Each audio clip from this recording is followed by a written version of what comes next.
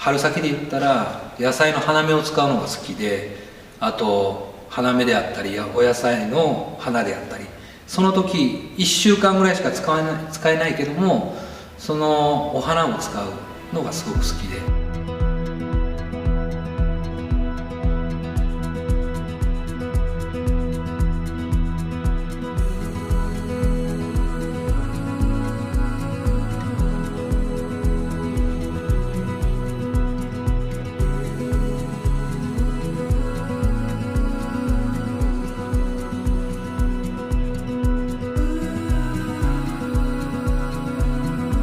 前菜とかでも華やかさを見せたりとか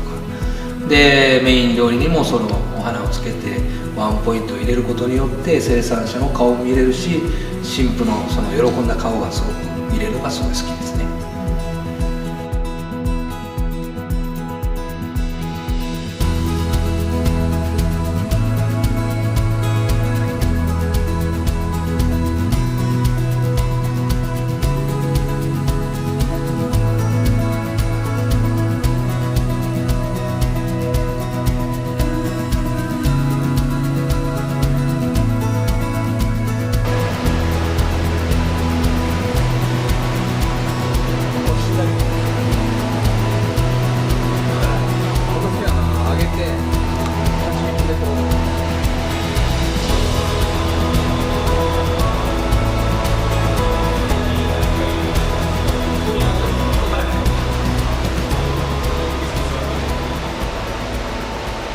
僕の料理がですね、普通のフレンチとは違ってやっぱりお野菜を使った料理のフレンチをスタイルでやってて、どこにでもあるようなブライダルの料理じゃなくて、やっぱり生産者の顔であったり、もちろん新郎新婦の顔であったりで、新郎新婦の思い出の料理であったり、ふるさとのことであったり、なんか今までにないようなビースポークオリジナル料理っていうのをすごく今意識して料理をやってます。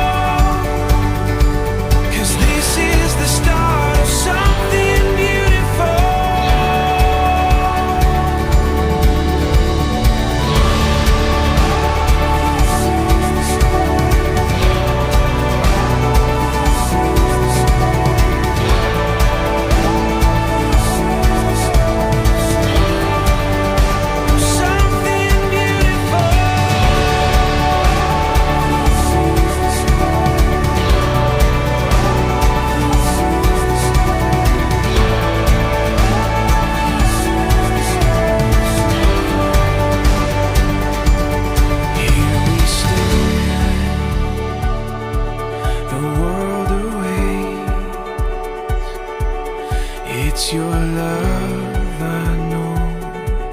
that gives me strength. Under the starlight we'll find our way, I know. This is the start of something beautiful. 野菜がすごい好きなんで、野菜菜を作った生産者の方たちの顔を思い浮かべながら一生懸命スタッフ一丸となって頑張っていきたいと思いますので、最高な一日を過ごしてほしいなっていうのと、最高なお料理を最後までご賞味ください。